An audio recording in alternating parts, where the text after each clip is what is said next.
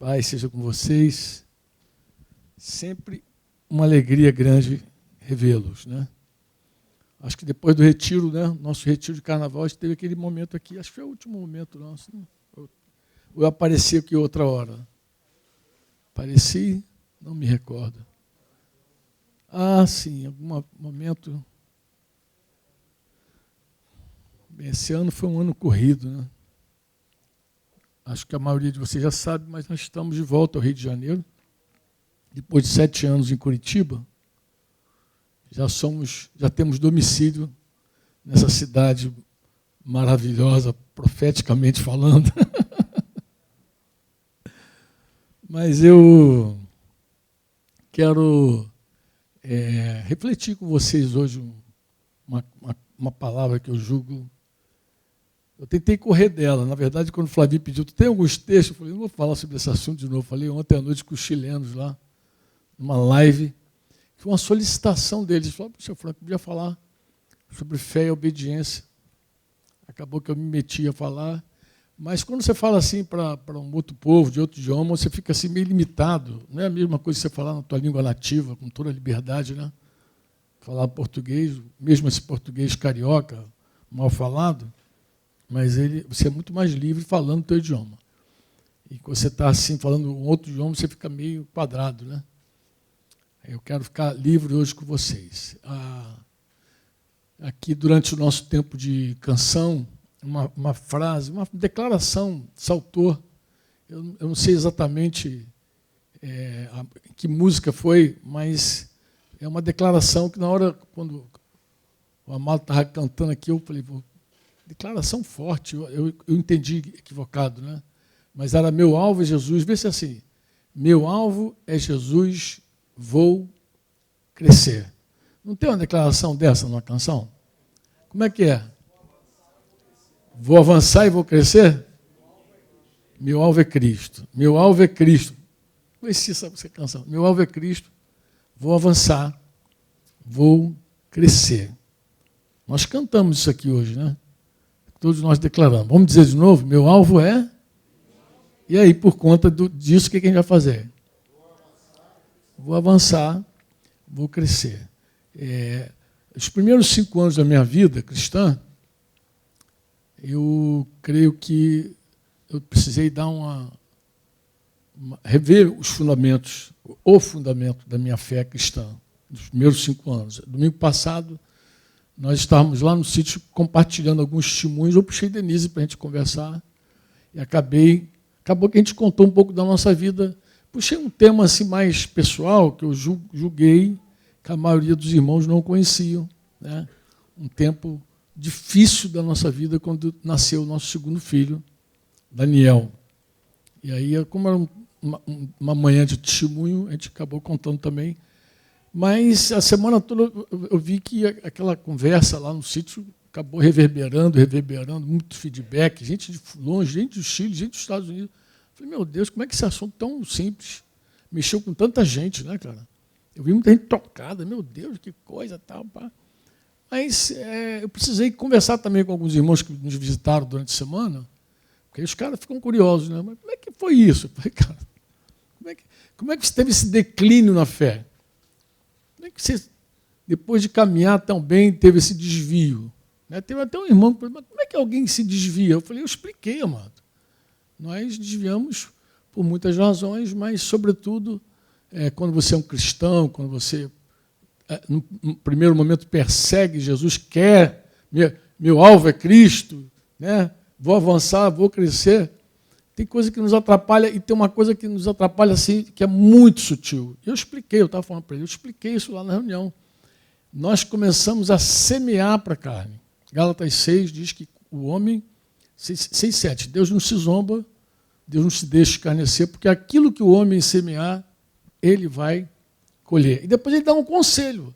Ele diz que quando a gente semeia para a carne, a gente colhe corrupção. E quando a gente semeia para o espírito, a gente colhe vida. E eu sei que muita gente pensa, mas como é que a gente semeia para a carne?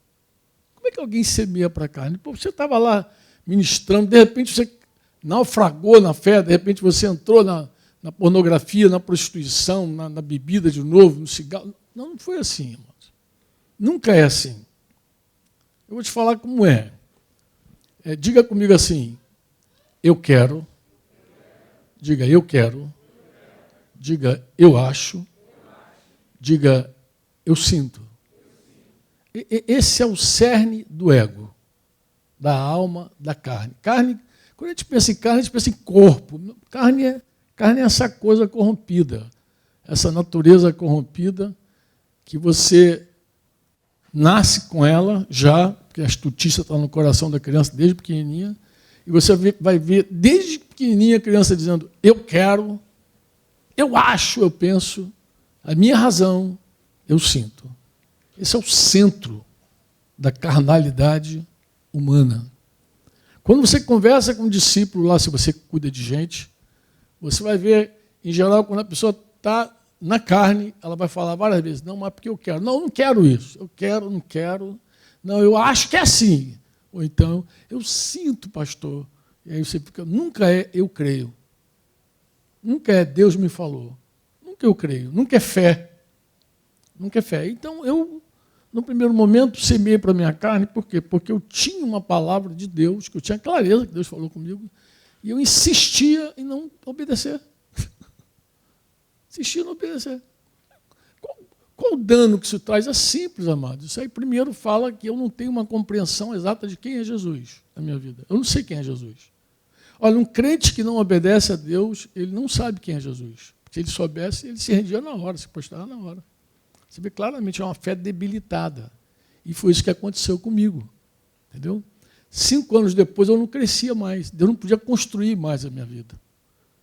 Eu não tinha mais como edificar, seguir edificando a minha vida. Eu quero convidar você a ler comigo um finalzinho da carta. No final do capítulo 5, não é da carta, não. Capítulo 5 de aos Hebreus. Ali, quando o autor da carta aos Hebreus, ele está assim, meio admirado, né?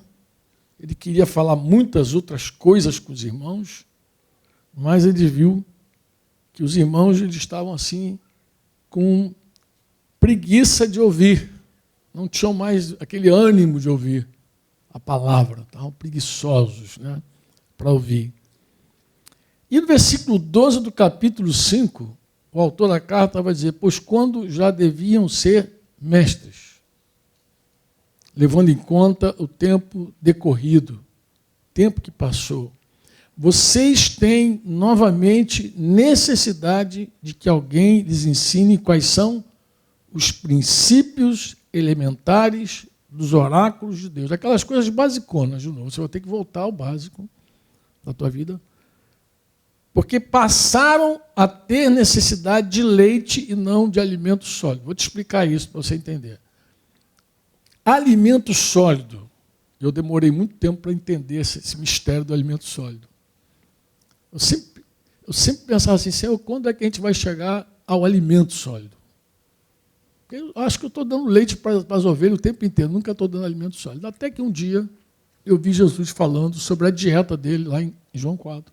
Quando ele falou que a dieta dele, ele comia o seguinte, a minha comida, o meu alimento, ele consiste em fazer a vontade daquele que me enviou e realizar a sua obra.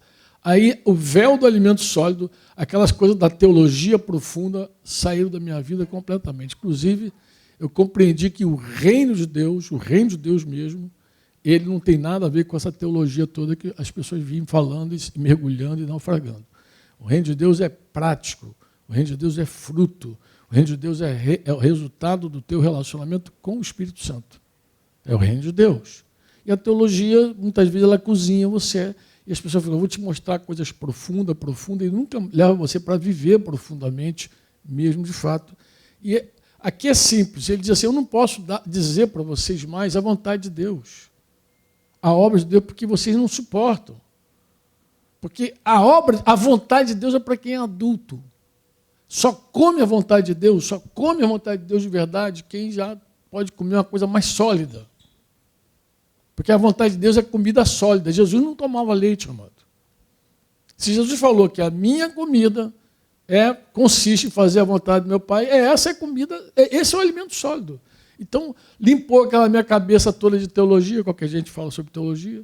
saiu aquela bagunçada toda, eu entendi claramente que Deus não podia e não pode seguir falando da vontade de Deus quando alguém já não suporta mais ser construído.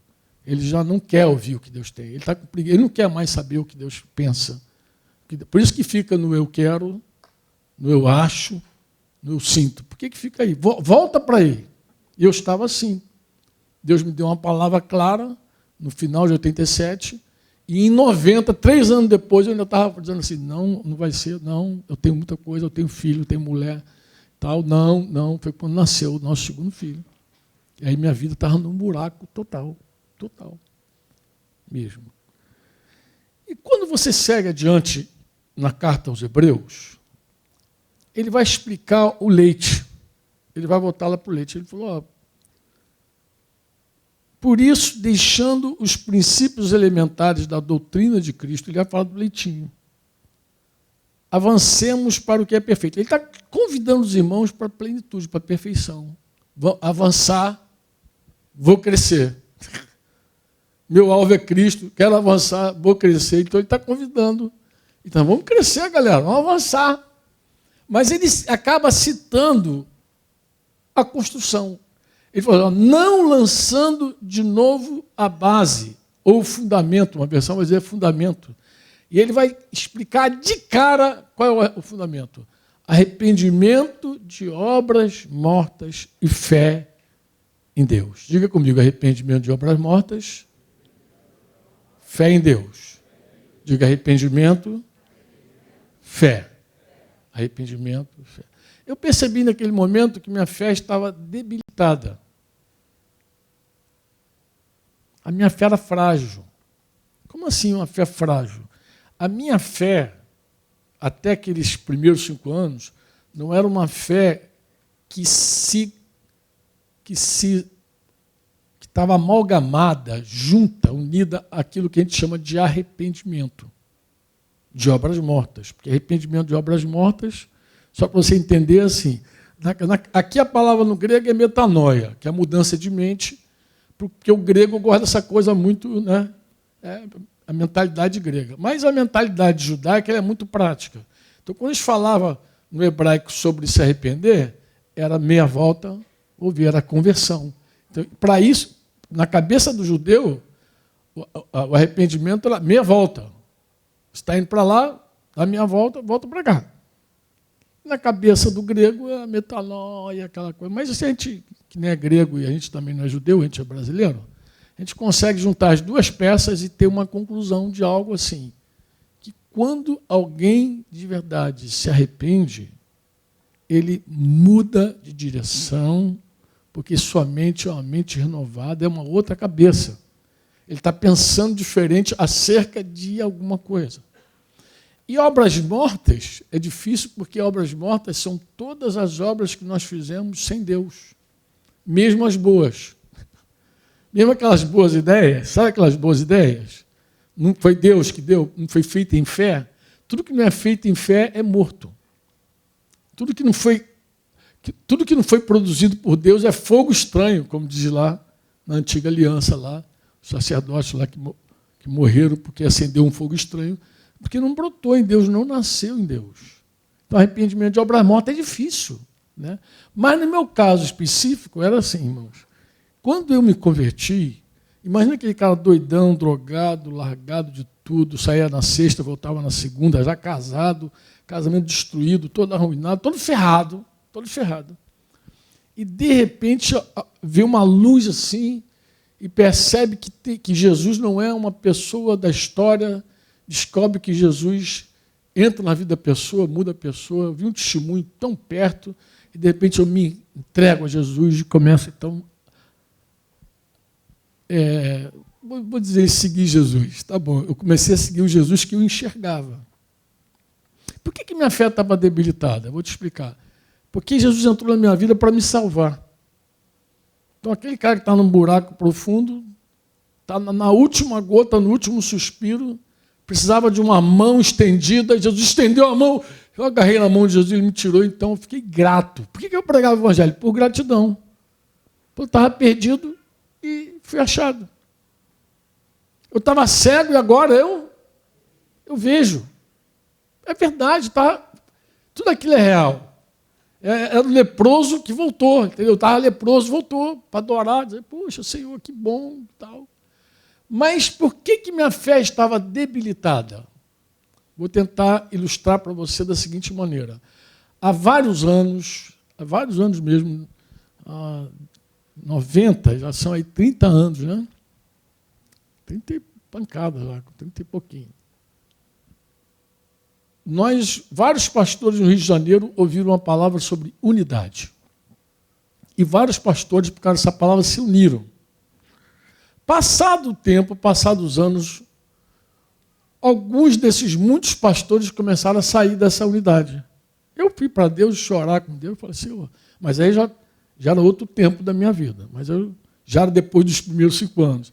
Fui chorar com Deus e falei, Senhor, por que esses pastores entraram na unidade e agora estão saindo? E Deus falou comigo assim, uma coisa que eu compreendi. Ele falou, olha, eles vieram por causa da unidade, mas nunca se arrependeram da divisão. Porque assim, você pode, movido por uma palavra, ter uma festa, assim, é unidade, Deus quer unidade, Deus quer. Mas você nunca viu a divisão. Você não sabe como Deus odeia a divisão. É o cara que se mantém casado por outras questões, porque tem gente que fica casado por vários motivos, até pelo ministério. Irmão, eu lembro que o irmão uma vez me falou, cuida da tua esposa, cuida da tua família, porque você tem um ministério muito bonito, Deus é muito contigo, e se você perder a tua família, tu sabe que o teu ministério está em risco. E eu entendi que era um equívoco. Eu falei, eu não devo cuidar da minha mulher, da minha família, por causa do meu ministério. A palavra já manda eu amar a minha esposa e ponto. E dar a vida por ela e ponto. O ministério vem depois. Quem ama uma mulher por causa do ministério, questione esse amor. Não é o amor pela esposa, é o amor pelo ministério. Você não quer perder. Mas tem gente que embarca também nessa vibe, né? De estar casado, de manter o casamento, mas nunca viu como Deus odeia o repúdio. Nunca enxergou o ódio que Deus tem do repúdio. E no meu caso era assim, Jesus me salvou. Precisava. Agora, Jesus não era o dono da minha vida. Ele não era o meu Senhor. E era simples ver isso. Por quê? Um cara que está 3 anos desobedecendo, Jesus é o quê dele? O que Jesus é desse cara? Que tem uma ideia melhor que a de Jesus. Que vai fazer algo diferente do que Jesus mandou ele fazer. E para mim era uma coisa legítima. Deixa eu explicar isso para vocês, era legítimo. Deus estava pedindo algo que eu achava que ele não poderia pedir de mim. Porque eu era um homem casado, tinha as minhas obrigações, e eu achei que estava demais. Sabe que assim, Senhor, já está demais, já me pediu, eu me sacrifico. Eu prego, eu apacento, eu cuido da minha mulher, cuido da minha filha, que tinha uma filha, eu estou aqui envolvido com a obra, e os discípulos sabiam disso, era segunda, terça, a gente saía do quartel, minha vida era quartel, igreja, quase que não tinha nem família, né, Denise? Era quartel, igreja, uma casa super lotada. A gente estava lembrando esses dias, uma vez a gente chegou na nossa casa, nós contamos 70 pessoas dentro da nossa casa, a gente queria conversar, nós dois, a gente não conseguia, nem no banheiro, Luciano, porque até no banheiro tinha gente conversando. Não era fazendo pipi, nem um, nem dois, era conversando mesmo, porque não tinha ninguém. Eu falei, Denise, está difícil aqui, onde é que a gente vai achar um lugar? Então eu vivia essa vida intensa. O que eu pensava? Estou fazendo o que Deus quer, pô. E agora Deus ainda quer que eu largue tudo, largue emprego, largue tudo. Não vai ser agora, não vai ser assim, não. Desse jeito, não. Desse jeito não rola. E um dia, irmãos, eu acordei na cidade da Paraíba, em Campina Grande, no ano de 90. 89, foi 89, foi em 89. 1989.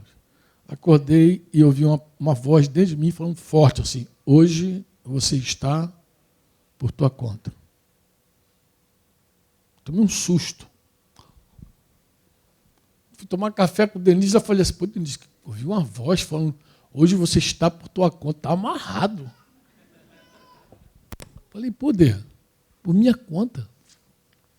E eu me lembro, irmãos, tomamos café, como nós chegamos à noite, Denise com o barrigão de Daniel, grávida de Daniel, nós chegamos à noite na cidade, então eu não conhecia a cidade. Eu falei, vou dar uma descidinha para ver a cidade. Desci para olhar a rua, estava ali numa Marquês de alguma coisa, bem no centro. E do lado tinha um fliperama. Eu entrei para ver o fliperama de manhã e saí de noite. Imagina alguém entrar para ver um jogo e jogar o dia inteiro o troço. Saí de noite. Depois eu me dei aquela autogratificação, falei, mas Denise, estou de férias. Estava de licença especial. E saímos para ver a cidade à noite. Eu estava abstêmio há vários anos. 5 anos sem tocar em bebida, cigarro, nada. Aí passei e esqueci, chopp do alemão. Era de alemão mesmo? Nem me lembro se era do alemão. Era alemão? Alemão ocupado esse negócio. Falei, cara, entrei com o Denise lá, falei, pô, cara, será que é pecado a gente tomar um chopinho gelado, um calorzão na Paraíba? Aí começou, irmãos. Tomei uma, tomei duas, sei lá quantas eu tomei. Botei voando para casa. Para a casa onde a gente estava hospedado. E assim foi. De vez em quando eu ouvia aquela voz, já tremia toda. Meu Deus, hoje você está por tua conta. Aí comecei a viver uma... Era uma queda atrás da outra.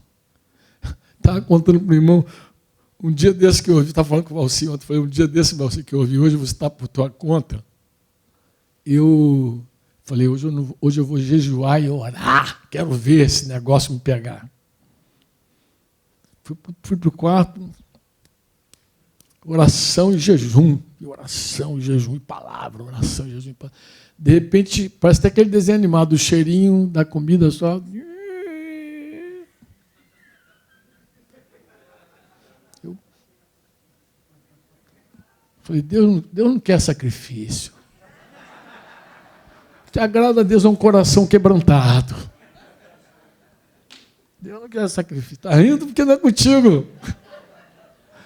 Eu não quero sacrifício, não. Que isso, cara. E aí saí do quarto. Falei, Dedê, Deus não quer sacrifício, não. Deus sagrado é de coração quebrantado. Vamos comer. E comi. Não sei, voltei. Não, mas vou seguir orando. Vou seguir meu objetivo, na minha meta, vou crescer, vou lá. E entrei no quarto. E quando eu entrei no quarto, eu lembro que a Bíblia estava aberta. E o primeiro texto que me saltou os olhos era dizendo assim, quando fizeres um voto a Deus, cumpra-o, porque Deus não se agrada de voto de todos. Eu fiquei com raiva. Na verdade, fiquei com muita raiva. E aproveitei, saí dali, fui tomar uma Malzebia. Não era uma cerveja, não, uma Malzebia do outro lado da rua. Depois da Malzebia foi aquilo tudo que você já sabe. Isso culminou numa disciplina em 1990. A disciplina já foi em 90. Depois de voltar para a bebida, voltar para pornografia, que era uma coisa que eu estava livre, voltar, e era um abismo que clamava outro. Entendeu? E perto de voltar para o adultério também. Perto de voltar, porque estava esbarrando e tudo já. Fiz até coisa que eu nunca tinha feito como incrédulo. Com relação à droga. Me meti, imagina, cara. Aí me refugiei no quartel, tinha um serviço na madrugada e dispensei todos os compromissos da igreja, tinha casamento para fazer, faz outro. Aí abandonei tudo. Fiquei. Essa era a condição. Mas como é que começou isso mesmo? Começou assim, eu quero. É assim que a gente semeia para a carne. Você semeia para a carne quando você faz a vontade da carne. Quando você é presidido pela tua razão, quando você é governado pelos teus sentimentos. É isso que é carne. Daí, Pá. Aí Denise estava contando lá quando ela pensou em me matar, né? Numa dessas vezes, aí ela pensou em pegar minha arma e dar uns tiros em mim, nela, nas crianças. Aí escandalizou meia dúzia também lá.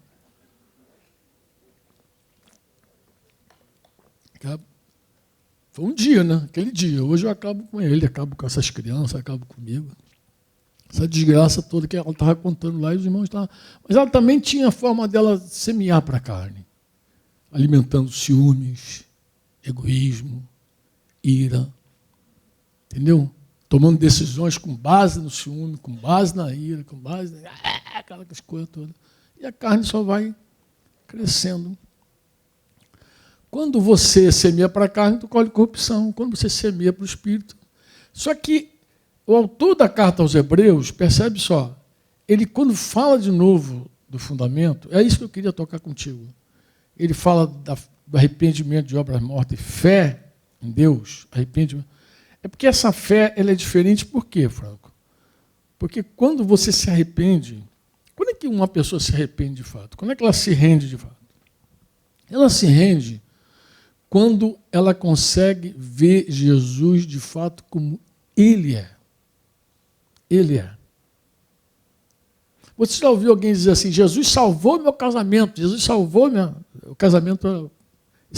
Um dia eu fui fazer uma renovação de aliança, esse negócio saltou diante de mim. Estava orando, falei, cara, o que eu vou falar nessa renovação? Ano de 2019.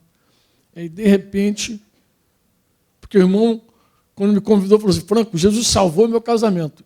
E o Espírito Santo, então, abriu esse tema comigo, assim, falou, Franco, tu vai estar ali, tem cristãos incrédulos ali naquela renovação de aliança. O cara caprichou, né? Uma represa lá em Curitiba, convidado VIP para tudo que é lado, convidados cristãos e não cristãos, né? Vários empresários, todo mundo lá. Aí eu falo assim, ó, o cara está aqui renovando a aliança porque Jesus salvou o casamento dele. Na cabeça dos crentes, é assim. O cara é crente, né, cara? Jesus salva o casamento de crente. E na cabeça de algum incrédulo, assim, mas meu chefe é pastor e está divorciado. Meu amigo é crente, líder da igreja, toca lá, está na segunda mulher. E o que é pior, o crente se separa, se divorcia e segue sendo crente, segue sendo evangélico. E às vezes o cara é evangélico na mesma congregação que a ex-mulher. O cara é pastor, não deixa de ser pastor, o cara é músico, não deixa de ser músico, o cara é líder, não deixa de ser líder, segue a vida. Então é difícil você pegar numa reunião dessa e dizer assim, ó, Jesus salvou o casamento deles. E eu do fulano, aí o cara não funcionou, Jesus não funcionou para o outro. Jesus funciona só para alguns. Parece que está falando de remédio, né? Uma ferramenta que funciona para um, não funciona para outros. Na cabeça da gente que não, mas já vi gente até dizer assim, não, se Jesus não funcionar, eu vou ter que apelar. Ué, se Jesus não funcionar... Parece que Jesus é um medicamento. É o protocolo. E aí as pessoas, de repente, caem até numa confusão. Eu falei, cara, eu vou falar. No meio daquela galera que Jesus salvou o casamento dele, desse casal. O que vai cair na cabeça dessa galera aí? O que vai entrar? O que esse pessoal vai pensar? Não sei você, mas o que esse pessoal vai pensar? Vai pensar o quê? Que Jesus salvou o casamento deles por quê? O que eles têm assim de especial? Né? E eu queria ler com você o seguinte. Jesus não, a fé, vou tentar explicar isso para você da seguinte maneira. A fé que está amalgamada, unida ao arrependimento, ela é uma fé que obedece. Ela é uma fé que obedece. Então, quando a Escritura... Eu sei que aí gera uma confusão na cabeça dos crentes. Por quê? Porque crente é assim. Crente parece que tem um conflito entre fé e obediência. Ou é obediência ou é fé. Se você fala assim, obedecer para alguns crentes, cara, sou da graça, irmão. Sou salvo pela fé. As pessoas não captam a ideia, não entendem a ideia de que a fé ela é obediente. A verdadeira fé, a fé que brotou lá do do arrependimento é uma fé que obedece. Mas aí tem aquela trava teológica da graça, de uma vez salvo, sempre sabe, aquelas travas teológicas na cabeça do cara. E quando fala assim, obediência, ele acha que está falando da lei. Não, mas é lei, pô. O negócio de obediência é lei. Nosso lance é fé. E aí a pessoa não compreende, de fato, a Escritura, nem compreende a importância de obedecer a tua fé. Porque se você crê, mostra. Como é que eu sei que alguém crê? Só porque ela fala? Ou porque ela obedece o que crê? Eu separei 2 textos aqui para você avaliar. Um que está em Hebreus 3,18, a minha que está até em castelhano, como diz o outro. Mas o autor da carta está fazendo uma pergunta a quem Deus jurou que não entraria no seu repouso. Ele vai responder, senão aqueles que desobedeceram. Então, se eu perguntasse assim, por que o povo de Israel não entrou na terra prometida? E você lesse o 3,18, você dizer, porque desobedeceram. Não foram obedientes. Amém ou não? Mas aí, se você continuar lendo, eu pergunto de novo, mas por que mesmo que o povo de Israel não entrou na terra prometida? Aí você lê o 19. O 19 vai dizer assim, e vemos que não puderam entrar por causa de quê? De quê? Então é fé ou obediência? O que faltou para esses caras? Faltou fé ou faltou obediência? Se eu perguntar para vocês assim, outra pergunta boa também que eu posso fazer é assim, Abraão, ele foi um cara cheio de fé ou um cara obediente? Não, tu vai dizer assim, não, crente vai com ele. A maioria vai dizer assim, é o pai da fé. É crente, é fogo. Aí eu convido você a ler os heróis da fé. Hebreus 11, lembra os heróis da fé? Os heróis da fé, lá no versículo 8, do capítulo 11, vai dizer que pela fé, Abraão, quando foi chamado, ele fez o quê? Obedeceu. Pela fé, quando Deus chamou Abraão, ele foi lá e fez o quê? Obedeceu, pô. Se eu cresce em 1989, que Jesus era o dono da minha vida, a autoridade máxima, Senhor, eu ia ficar discutindo com ele se eu ia fazer ou não a vontade dele? Vê se tem cabimento. Deu para entender o que eu estou falando? Porque assim, a fé que obedece, por que ela é tão intensa? Porque assim, é a fé de que Jesus Cristo é a autoridade máxima, que Ele é o Senhor, e que ao nome de Jesus todo joelho se dobrará e toda língua confessará que Ele é o Senhor. Essa é a fé. É a fé que salva. Romanos 10, lembra? Se crer com o coração que Jesus Cristo está vivo, ressuscitou dos mortos, confessar com a boca que Ele é o quê? Senhor. Então, quando você diz assim, tu és o dono da minha vida, tu és o meu Senhor, o que se espera desse Senhor? O que espera de um crente desse, que diz que Jesus é o Senhor dele? O que se espera? Obedeça a Ele, pô. Lucas 6, 46. Lembra de Lucas 6, 46? Está no sangue? Lucas 6, 46? Entendo? Por que Jesus teria feito essa pergunta lá? Por que me chamam Senhor, Senhor? E não faz o que eu mando. O que Jesus está cobrando? Coerência, mano. Seja coerente com o que você fala. Você diz que eu sou o teu Senhor e faz a tua vontade, pô. Então eu não sou o teu Senhor, você é o teu Senhor.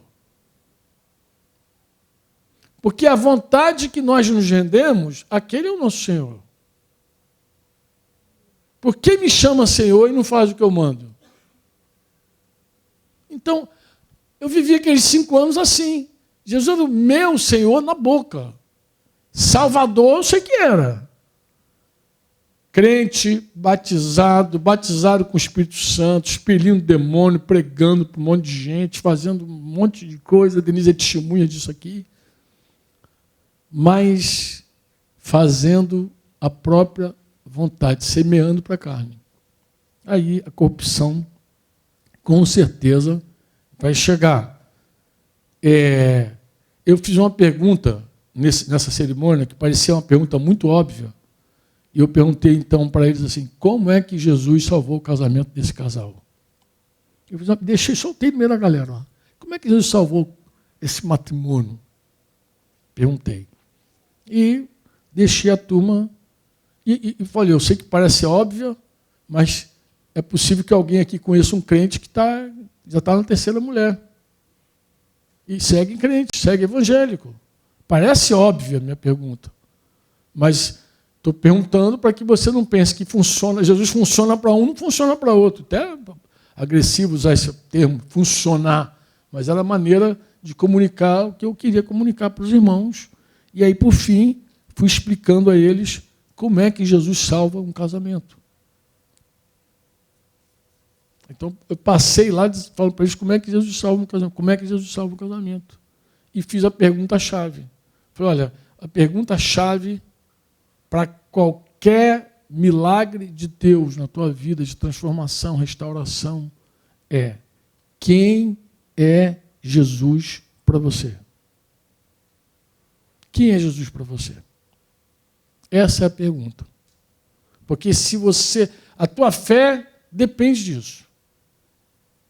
A tua fé, porque se apresentarem um Jesus distorcido para você e você diz, mas isso é impossível. Não é impossível. 2 Coríntios 11 lá, Paulo vai falar para a igreja que ele tinha um cuidado especial com aquela igreja. Ele falou, eu tenho um temor, eu tenho um cuidado com vocês, porque eu temo que assim como a serpente enganou Eva com a sua astúcia, eu temo também que a mente de vocês seja corrompida e vocês se afastem da pureza e da simplicidade devida a Jesus Cristo, e aí vocês abracem recebam outro Cristo, outro Jesus, outro Evangelho, outro Espírito. Então você pode ter um outro Jesus. Eu tenho a impressão, irmãos, às vezes quando eu ouço algumas pessoas falar de Jesus, eu digo, não é o Jesus que eu creio. Não é o Jesus que eu creio. O Jesus que eu creio é outro Jesus. Eu outro dia falei até, acho que em Cabo Frio, eu vou falar uma coisa aqui meio ofensiva, mas vou falar. Tem gente que vai ficar chateado. Eu perguntei aos irmãos, por que os católicos caíram numa idolatria tão terrível com relação a Maria? Por que Maria é uma figura tão idolatrada pela Igreja Católica? E me atrevi a responder. Falei, olha, Maria é uma figura ímpar. Ela não tem mandamento nenhum, a não ser aquele da boda, faça tudo o que Jesus mandar. Ela não tem mandamento, ela não vai julgar ninguém, vivos e mortos, ela não julga.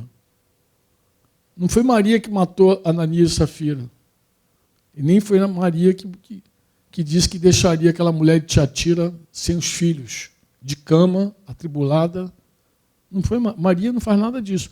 Maria é aquela figura que as pessoas olham e dizem, ela aceita tudo. E aceita todos. Não, é tudo e todos.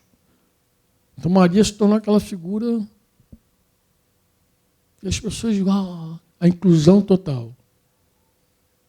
Agora, eu tenho a impressão que alguns crentes querem uma versão de Jesus diferente, uma versão Maria de Jesus. Um Jesus que não julgará vivos e mortos. Um Jesus que não tem mandamentos, que não tem vontade, que não diz o que ele quer. Parece o culto dos antigos, dos egípcios lá. Quem estudou história antiga, em algum momento vai ouvir teu professor dizer que o culto do Egito era um culto onde eles tinha rito, mas não tinha dogma. Tinha todo o ritual do que fazer, mas não tinha nada do que obedecer. Não tinha ordem, não tinha nada. Então parece uma coisa assim, só um ritual, como alguns crentes gostam, vem aqui, levanta a mão, canta, tem um ritual já, aí dá oferta, é um ritual, mas o Jesus que a gente canta aqui, ele tem vontade, ele diz como a gente deve viver, ele diz como o marido tem que ser, como a mulher tem que ser, como o filho tem que ser, ele diz como tem que ser, e se não obedece a ele, meu filho, não tem salvamento, Nenhum casamento pode ser resgatado quando tem dois teimosos dentro de casa. Eu sei que tem casamento que acaba por causa de um. Eu sei disso. Eu sei, porque casamento depende de dois. Às vezes um não quer e não tem como manter esse casamento. Mas quando dois crentes, imagina, dois filhos de Deus, os dois de comum acordo, por uma... Não aguento mais você. Pô, cara, dois crentes carnais se divorciam, se separam, não tem nenhuma explicação, nada que justifique, a não ser a própria carnalidade desses crentes. Pô. Eu dizia, pô, quem que vai salvar um casamento? Tinha uma represa atrás, não tinha criança, mas eu falei, se tivesse o filho de vocês aqui e resolvesse correr para aquela represa ali atrás ali, e você começasse a gritar, fulano, fulano, e o garotinho, fulano, fulano, quem vai salvar esse garoto? Se não ouve a voz do pai, se não obedece, quem vai salvar? Ninguém salva, pô. Jesus salva quem obedece a ele. Eu sei que parece uma coisa absurda, talvez você nem tenha lido nunca isso na Bíblia, mas eu vou pegar um texto aqui para você. Um texto que eu acho que eu separei com os irmãos, um texto de Hebreus também. Enviei para vocês, Flavinho. Esse texto eu faço questão até de ler.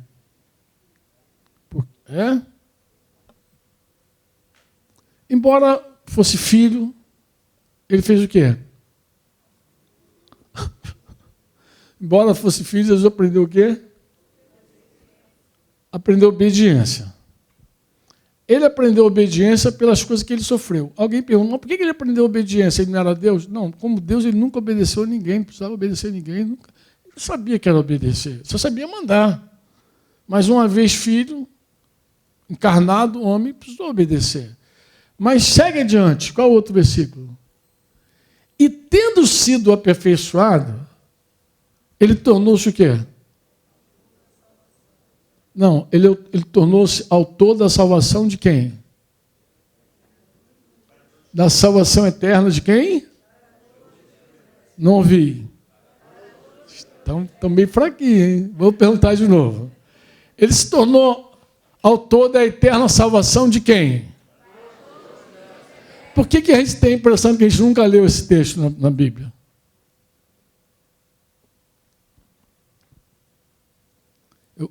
Eu gastaria mais um tempo falando aqui, mas não vou gastar mais tempo. Vou encerrar aqui. Ficaria mais uma meia hora aqui falando, de boa.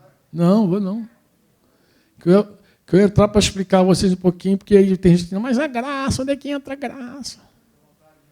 Mas não, acho que a palavra ela é muito direta. Ela é reta. Ela não tem muito o que inventar, não. Está aí. Para todos nós. Você diz amém ou não? É assim.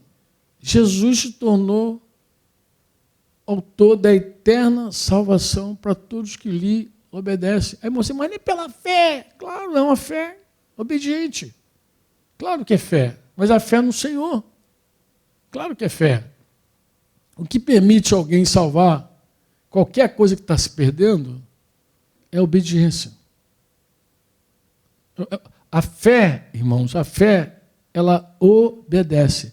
Tem pelo menos dois textos, o início da carta de Paulo aos Romanos e o final da carta de Paulo aos Romanos também, tanto no capítulo 1 quanto no capítulo 16, Paulo vai dizer sobre a obediência por fé.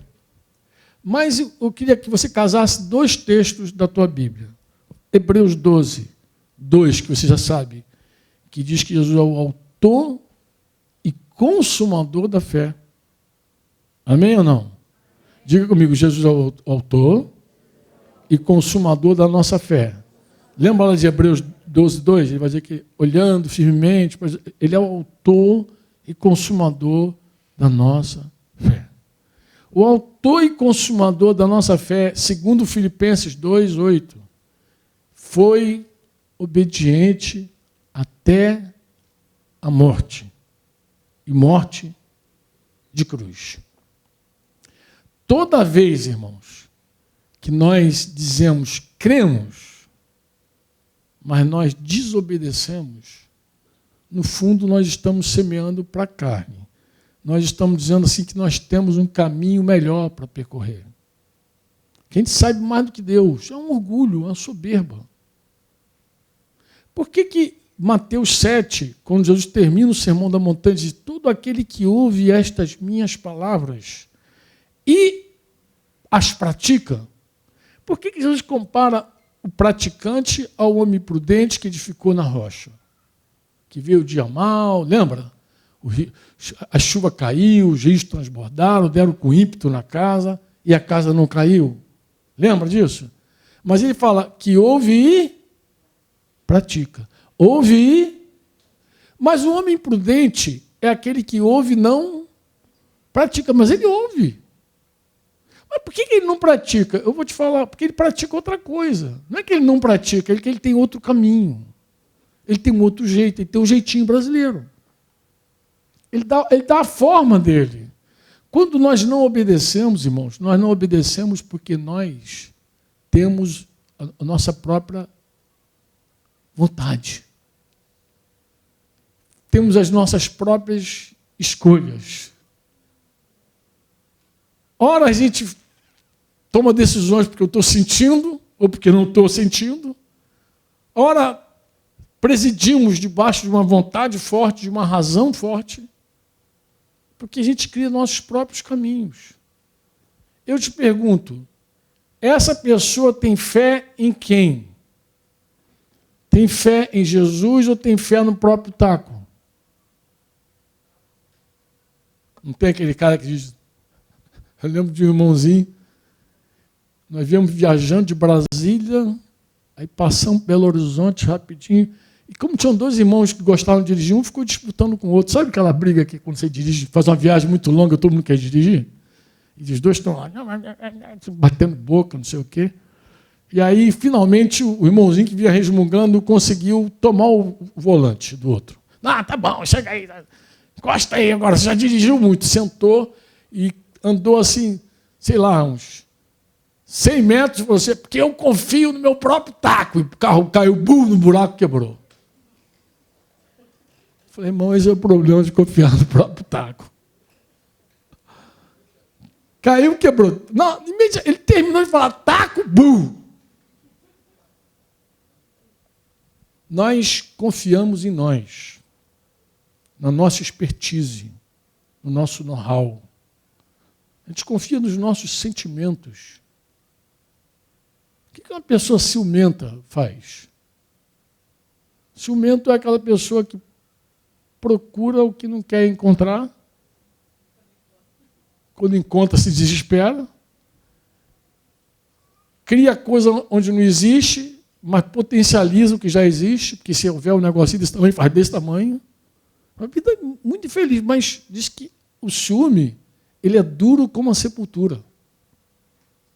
As pessoas matam por ciúme. Mas, em geral, quem anda no ciúme não anda na fé de que Deus te deu alguém. Porque a pessoa quer manter no próprio braço. Você não crê que Deus te uniu aquela pessoa. Ciúme é uma coisa doentia. Mas quantas pessoas são presididas pelo ciúme? Quantas pessoas são presididas pela inveja? Quantas pessoas deixam o sentimento falar mais alto? Não tem fé. Não tem fé de que o Senhor tem uma vontade clara. Quantas vezes nós antecipamos a herança porque não cremos que Deus tem um tempo certo para todas as coisas? Qual é o fim de quem antecipa a herança?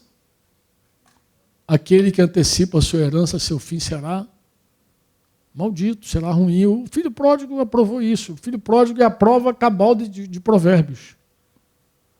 Antecipa a herança, depois seu fim é amaldiçoado. Pessoas que não confiam que Deus, de fato, tem uma vontade. E de que a vontade de Deus é boa, é agradável, é perfeita. Nós não seguiremos adiante, mesmo que a gente cante. Meu alvo é Cristo. Vou crescer, vou avançar, vou crescer, se nós não nos arrependermos e crermos. Se a gente não olhar a base da nossa construção, nossa vida vai estagnar. E um dia a gente pode ouvir o Espírito Santo dizendo: o tempo passou e você ainda precisa de leite. Eu não posso falar da minha vontade contigo, porque você segue nessa carnalidade tua. Você segue precisando ouvir de novo as coisas rudimentares. Em outras palavras, e os pastores aqui vão concordar comigo, porque não é possível que eles não tenham visto um caso desse. De repente olhar para a pessoa e dizer: eu vou ter que pregar de novo para o fulano. Eu não tenho nem como seguir falando com ele da vontade de Deus. Eu tenho que pregar, eu tenho que anunciar Jesus de novo para ele. Não dá um desespero de alma? Ah, fez isso ontem. Acabou, ainda bem que o irmãozinho não está aqui para te ouvir. Fiz isso ontem. Tá, que bom que está. Porque assim, diz assim: cara, vou ter que pregar de novo para você, Jesus. Vou ter que, mais uma vez, o querigma vai ter que entrar em ação. Eu não posso te dar didaquê. Eu não posso falar dos mandamentos, da doutrina de Jesus para você, porque você não sabe quem é Jesus, pô. Eu sei que parece uma ofensa, tem gente até que se ofende quando você fala isso. Mas a gente só chega a essa conclusão, irmãos, quando a gente não pode mais falar qual é a vontade de Deus para um discípulo. Porque é uma pessoa muito emocional, muito racional, cheia de vontade própria. Não tem como seguir. Esse dia eu estava conversando com meu filho também sobre... Esse assunto ficou forte por isso, não foi, ideia? Vou terminar aqui. Estava falando: meu filho, prega o evangelho de novo para esse casal. É um casal que está lá, no egoísmo, rachando, brigando por cada besteira. E assim, se você sentar com um casal e ouvir a história dos dois, fala aí, filho. Fala aí. Cheio de razão. Os dois têm razão. Talvez o que ele esteja falando seja verdade, 100%. O que ela está falando também, 100% seja verdade. Mas a questão é a seguinte: onde é que entra a cruz? Onde é que entra negar a si mesmo? Fala para mim, minha filha, diz aí, o que tu quer? Tu vai tomar essa decisão pautada em quê? Nesse sentimento, nessa raiva? Ou você vai andar no Espírito? Ou você vai dizer: meu alvo é Cristo, vou avançar, vou crescer? Porque na hora do bate-boca, ninguém quer o alvo Cristo, vou avançar e vou vencer. A pessoa quer, é a minha vontade, é o meu sentimento que está ferido. Tu não sabe o que ele fez comigo, ele me despreza. Chega aqui. Vou matar, né? Vou esganar esse infeliz. Não tem. Acho que foi por isso que os irmãos ficaram chocados quando eles falaram que pegou a escadinha para pegar minhas armas e acabar com a gente. Como essa mulher santa faz um negócio desse? Filho, na carne faz qualquer negócio.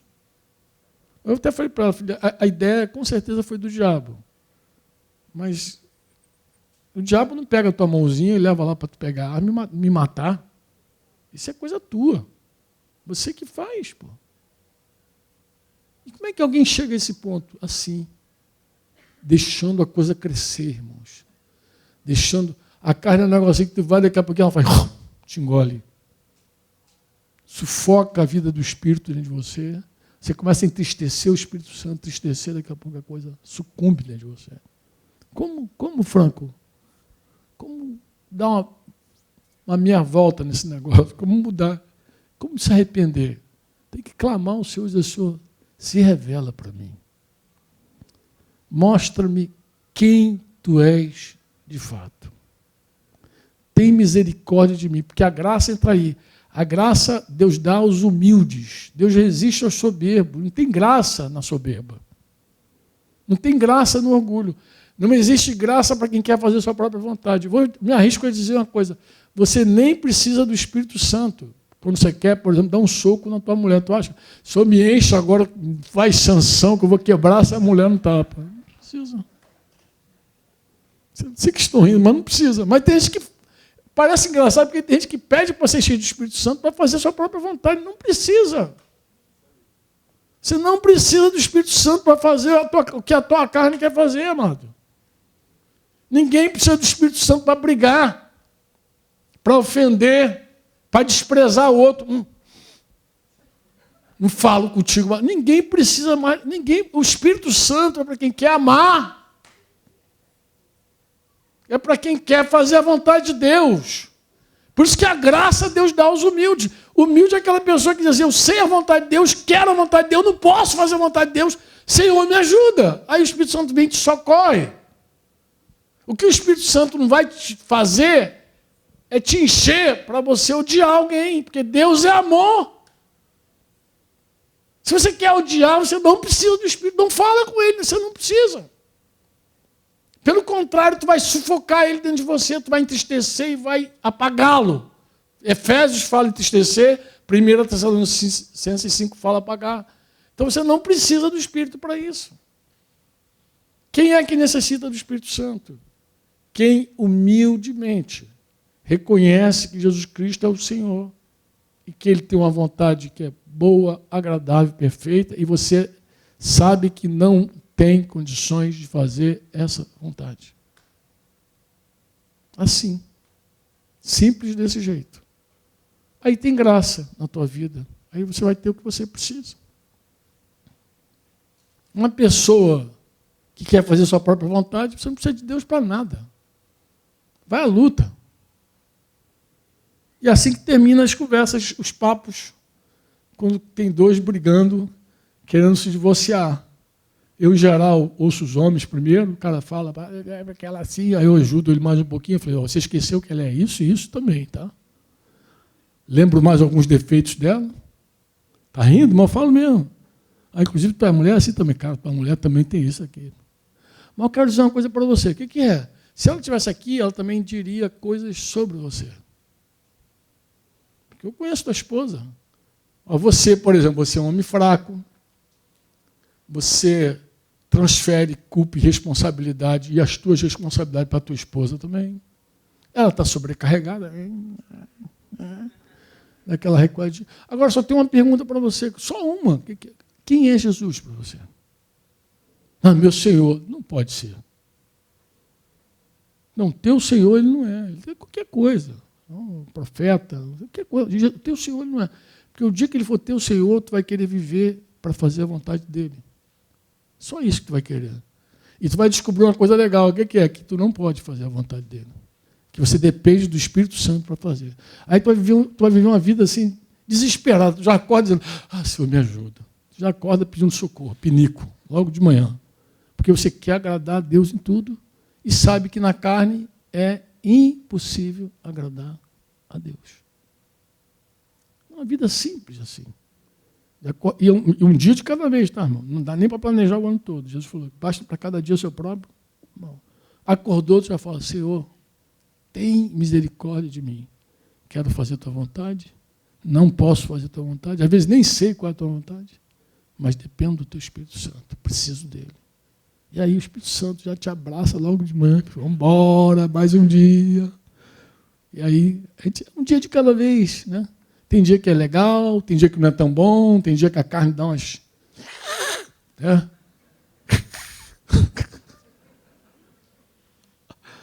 Tem aquele... Termina aqui. Oh, meu Deus, só que eu me lembrei desse negócio. Estava assistindo um filme, O Senhor dos Anéis, com meus netinhos lá. Senta aí que eu vou assistir um filme, que eu estava aprontando. Vamos ver filme aqui, vamos embora. Vou pegar um filme aqui para ver se eu prego alguma coisa para eles. Mas um dado momento, aquele anel não é mole não, né, cara? Aquele anel seduz todo mundo. Eles estão num lugar agora que eu não me lembro, lá que tem uma mulher que parecia pura sabedoria, e quando ela começa a olhar o anel, de repente ela vai assim, as crianças A carne é assim, de vez em quando ela te dá um susto, assim, quando tu pensa que está tudo legal, ela dá aquele você, opa, tu está vivo aí, feliz. Mas é um dia de cada vez, irmãos. A gente não consegue viver 10 dias, 20 dias, 30 dias num dia só. Viva hoje. Tem um domingo abençoado, cheio do Espírito Santo. Reflita sobre a importância de agradar a Deus. Pergunte ao Espírito Santo, Senhor, quem é Jesus? Me revela Jesus. Deixa eu ver esse Jesus que é o dono de tudo, que é Senhor de todas as coisas. E consagre a tua vida dele, renda. A hora que você vê, para de lutar, baixa as tuas armas, fala, Senhor, tu é o dono de tudo, eu me rendo, me entrego a ti, para de cantar só, eu me rendo. Se rende mesmo de verdade. coloca a tua vida debaixo da senhoria dele e clama pelo Espírito Santo, porque aí tem tudo a ver. O Espírito Santo veio para glorificar Jesus, o Espírito Santo nos guia a toda a verdade, é o Espírito Santo que nos convence de todo pecado, é ele que faz tudo. E aí tem tudo a ver, tu fala assim, Espírito Santo, eu dependo de ti, tu sabes como eu sou um miserável sem ti. E aí o Espírito Santo vai te envolver, vai te abraçar, vai te encher, vai encher você no carro, na rua, qualquer canto ele vai seguir falando contigo, ministrando e guiando a tua vida um dia após outro. E sabe o que é legal? A construção vai poder seguir na tua vida. Ela não vai parar. Deus vai seguir construindo sobre você. Porque aí Deus vai poder falar da vontade dele contigo. Deus vai poder falar coisas maiores contigo. Amém? Podemos orar em nome de Jesus? Falei que ia terminar já. Meia hora eu falei que ia terminar. Eu tenho esse defeito, irmãos. Os irmãos sempre têm uma canção que é uma oração, né? Então eu vou fazer o seguinte, eu vou convidar você a isso, a cantar e orar. E que a nossa canção seja mais do que uma canção, seja uma oração. Que a gente ore a canção ou cante a oração. Você que escolhe. Se tem alguém hoje aqui querendo se arrepender, se pai, fala com o Senhor. A mensagem poderia se resumir assim: se arrependa, porque o reino de Deus está entre nós, chegou já entre nós. E é provável que alguém, é possível, Deus me tocou ali, olha, eu falei direto a um coração que está aqui. Eu me lembrei de uma canção antiga que diz assim: eu me arrependo, Senhor, me arrependo, Senhor, me arrependo, Senhor, quero voltar ao primeiro amor, eu quero voltar a Deus. Papai, eu sei que é muito difícil recomeçar, Pai. Eu sei, Pai. Sei que é difícil admitir que perdeu o rumo, perdeu o caminho. Sei, Pai. Mas, no nome de Jesus, nós estamos aqui, Pai. Porque todos nós aqui sabemos, Pai, que não é por força e nem por violência, Senhor, mas é pelo Teu Espírito Santo, Pai.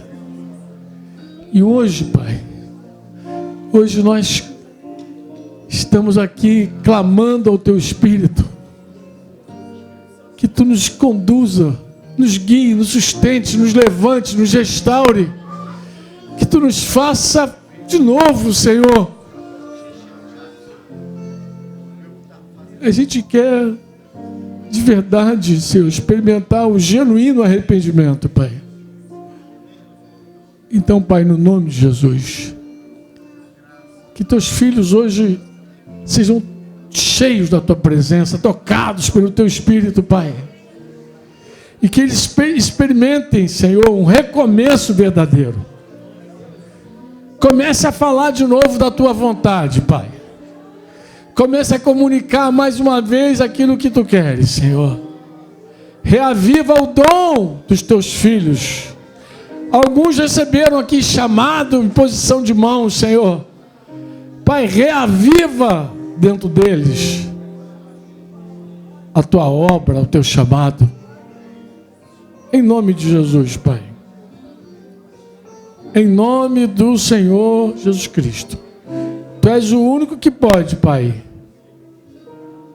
nos fazer recomeçar de fato.